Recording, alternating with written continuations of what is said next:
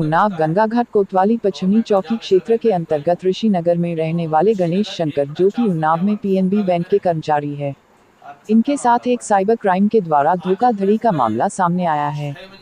बताया जा रहा है कि रविवार की सुबह इनका मोबाइल से व्हाट्सएप हैक हो गया और इनके मोबाइल नंबर को कुछ घंटे के लिए ब्लॉक कर दिया गया और व्हाट्सएप के माध्यम से इनके व्हाट्सएप ग्रुप में जुड़े सभी लोगों को उसने पर्सनली चैट के माध्यम से पैसा मांगना शुरू कर दिया।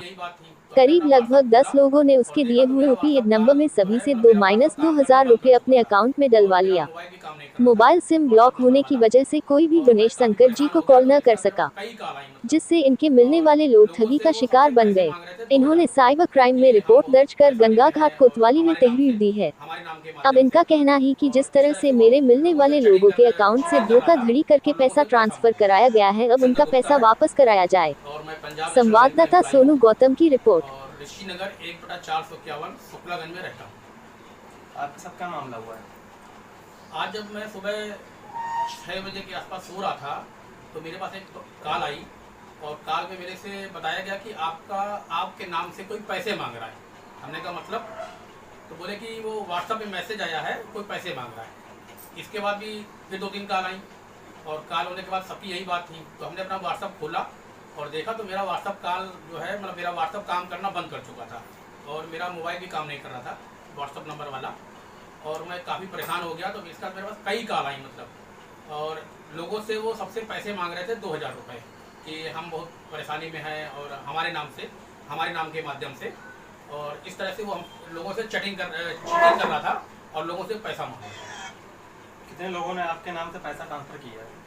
अभी तक की जो जानकारी हमको मिली है, जो हमको लोगों ने कॉल किया है, कॉल करके बताया है कि लगभग 8 से 10 लोगों ने हमारे नाम पर उस हैकर को उसके हैकर के अकाउंट में पैसा ट्रांसफ़र कर दिया, और 2 लोगों के नाम से उसने आईडी बना रखी थी, 2 मेल भी आईडी बना रखी थी अलग अलग, एक समीम के नाम से और एक कोई नागर के नाम से, नानक के नाम से, देवराज नानक के नाम से, देवराज नाहक के नाम से। आपने ये कोतवाली को तहरीर दी है? नहीं, हमने जब हम परेशान हो गए तो पहले अपने कुछ फ्रेंड जो हमारे आईटी सेक्टर के थे उनको हमने संपर्क किया कि हमने पूछा ऐसे कैसे क्या हो सकता है। तो उन्होंने बोला कि आप जो साइबर क्राइम सेल की आईटी सेल है ऑनलाइन वाली, उस पर आप कंप्लेन करिए। तो हमको एक नंबर मिला, कुछ 1500 कुछ करके नंबर था, 1557 शायद याद नहीं मेरे को भी। तो उसमें हमने कॉल किया तो उन्होंने बताया कि आप एक www.itcelcybercrime.com करके आप डालिए, उसमें रजिस्टर्ड कराइए। फिर हमने उसमें प्रयास किया। उसमें प्रयास करने के बाद जो है जब हमने वहाँ पे बात की तो उन्होंने क्या किया कि बोले कि ये आज संडे है तो वो काम नहीं करेगा। फिर हमने एक मित्र से बोला तो उस मित्र के माध्यम से हमारा जो है साइबर क्राइम सेल पे ऑनलाइन कंप्लेंट दर्ज हो पाई, जिसकी रिपोर्ट मेरे पास है, मैंने उसको निकलवा भी लिया है रिपोर्ट। और फिर मैं उस रिपोर्ट के लेके थाना कोतवाली गया और जो जिनके साथ फ्रॉड हुआ था, चीटिंग होती, उनके सारे डॉक्यूमेंट हमने लिए कि कैसे उन्होंने अपने पैसे को मतलब यूपीआई के माध्यम से ट्रांसफ़र किया था उसके अकाउंट में, उन दोनों जो बंदे थे।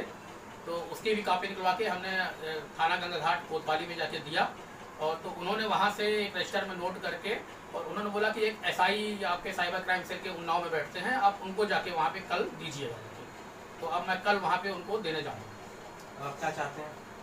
मैं ये चाहता हूँ कि ये मामला जितनी जल्दी हो पकड़ में आए और जो हमारे नाम से ले करके लोगों से पैसा उसने ले लिया है उस पैसे को रिकवर करा के उनको वापस किया जाए, और आगे भी इस तरह के लोगों को पकड़ा जाए, जिससे जो है लोग समाज में जो इस तरह से काम हो रहा है ये गंदा है, निंदनीय है, और इससे लोगों को बचाया जा सके। एक जो क्राइम चल रहा है इसमें बहुत ज़रूरत है इस समय कि साइबर क्राइम सेल जो है एक अच्छी तरह से काम करे और इसको पकड़ने में मदद करे। मेरे पास भी कई ऐसे कॉल आए थे, मॉर्निंग से ही कॉल आ रहे हैं, मैंने भी बहुत सारे अटेंड किए। तो एक ऐसा कॉल था, उन्होंने 2000 रुपये पहले उसने इस तरह से ब्लैकमेल करके डाला कि तो उन्होंने 2000 रुपये पहले डाल चुके थे। फिर उसको उन्होंने फिर कहा कि आप 3000 रुपीज़ और दे दो, मुझे बहुत ज़्यादा ज़रूरत है। तब उन्होंने हमें कॉल किया कि ऐसे कहाँ पे हो, क्या मुसीबत हो गई कि आपको एकदम से 2000 रुपये की ज़रूरत पड़ गई और अब आप 3000 रुपये और मांग रहे हो। तो हम लोगों ने कहा कि हमारा तो सारा फ़ोन तो बंद है और अभी तो हम लोग सो ही रहे थे। तब की ये बात है, मॉर्निंग की बात है, हम लोग सो ही रहे थे, हम लोग को तो इस बारे में कुछ पता ही नहीं था।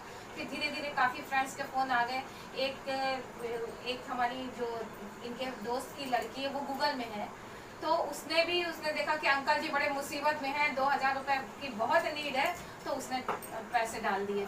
फिर उसने कहा कि उसने भी सारा स्क्रीनशॉट हमको भेजा है इस तरह का।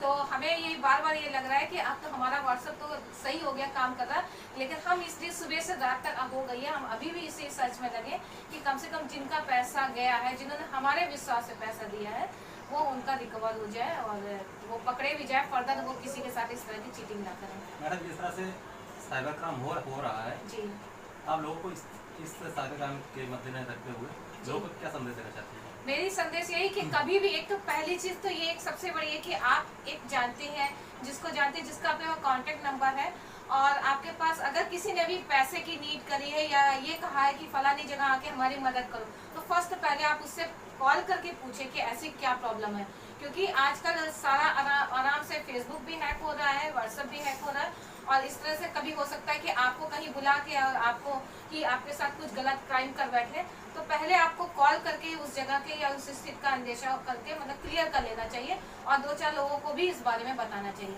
इवन इस बारे में तो हमारे मोहल्ले में भी कई लोगों को भी उसने मतलब व्हाट्सएप किया है कि हमें पैसे की जरूरत है, कुछ हस्बैंड वाइफ है ऐसे, तो लोगों को ये लगा कि अगर जिसको मांगना होता बंदे को तो वो 5000 हमसे पूरा मांग लेता, हमारी वाइफ से 2000 हमसे क्यों मांग रहा है। तो ये तो सबसे बड़ी गलत बात है, और इस पे एक्शन भी होना चाहिए, अगर पकड़ेगा तो उनको कड़ी से कड़ी सजा भी होनी चाहिए।